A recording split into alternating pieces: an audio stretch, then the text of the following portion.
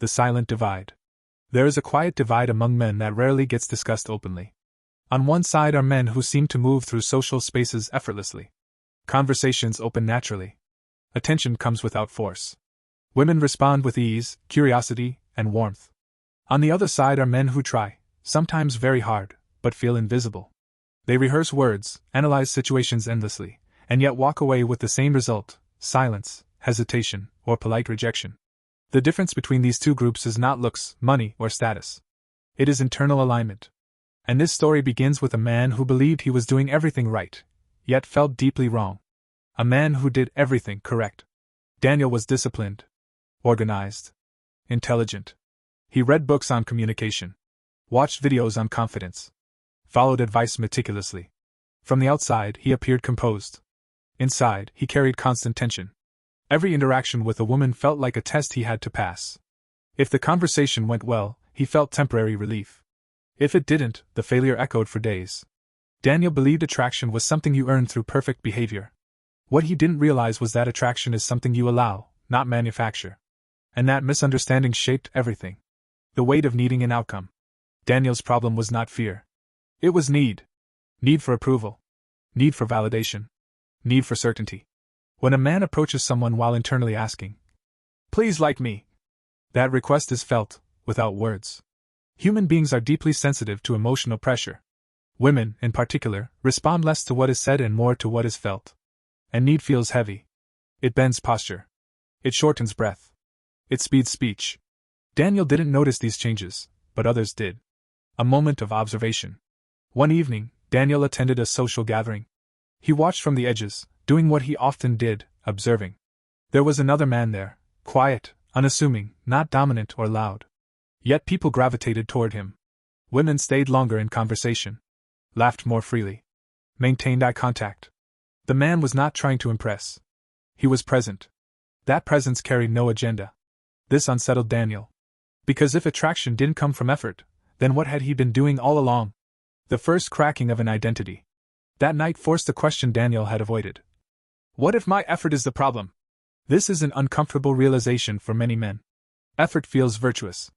Trying feels honorable. But effort driven by fear creates resistance. Attraction responds to groundedness, not performance. The man Daniel observed wasn't better. He was simply at ease with himself. The illusion of control. Daniel believed attraction could be controlled. Say the right words. Stand the right way. Wait for the right moment. But human connection is not mechanical. It is relational. And relationships respond to emotional states, not scripts. Trying to control attraction is like trying to control water with clenched fists. The tighter the grip, the faster it slips away. The shift from impress to express. Weeks later, Daniel experimented with something unfamiliar. He stopped trying to impress. Instead, he allowed himself to express. If he was curious, he voiced curiosity. If he was uncertain, he stayed calm rather than hiding it. If the moment felt off, he respected it. This didn't make every interaction successful. But something important changed. He stopped losing himself. And paradoxically, that made him more attractive. Why presence is rare? Presence is rare because it requires internal stability. Most people are negotiating internally. Am I enough? How am I being seen? What should I say next? Presence answers none of these questions. It simply exists. When a man is present, he is not waiting for permission to be himself. That is deeply disarming. The return of rejection, and its new meaning. Rejection did not disappear from Daniel's life. But it changed form. It no longer felt like a verdict on his worth. It became information.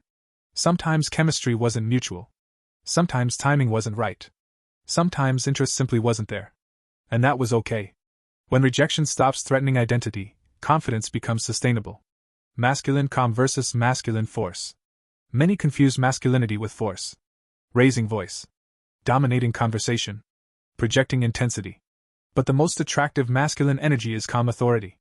Calm says, I don't need to rush. I don't need to convince. I am comfortable here.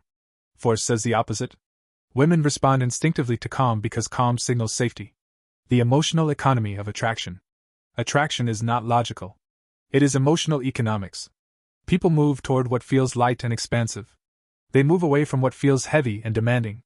Daniel realized that when he stopped asking interactions to give him something, they became richer. Not every interaction led somewhere. But every interaction felt honest. The subtle power of self-respect. One evening, a conversation faded naturally. Old Daniel would have tried to revive it. New Daniel allowed it to end gracefully. That moment of self-respect changed the dynamic entirely. Self-respect is magnetic. It communicates boundaries without aggression. It says, I value myself enough to walk away. The quiet transformation. Months passed. Daniel didn't become louder. He didn't become flashier. He didn't become someone else. He became more himself. And people noticed. Not because he demanded attention, but because he no longer chased it. Why this applies beyond dating. This lesson extends far beyond approaching women. It applies to friendships, careers, leadership, life. The moment you stop negotiating your worth externally, your presence deepens. And presence attracts. The final realization. Daniel once believed attraction was about doing more. He learned it was about being grounded enough to do less. Less forcing. Less chasing. Less performing. And more honesty. More stillness. More alignment. That is what people respond to. Not perfection, but authenticity that carries no fear. Closing reflection. Attraction is not something you take from the world. It is something the world offers when you stop asking it to define you. When you stand rooted in who you are. Without apology, without hunger. You become someone others feel safe, curious, and drawn toward. Not because you tried, but because you finally stopped trying to be anything else.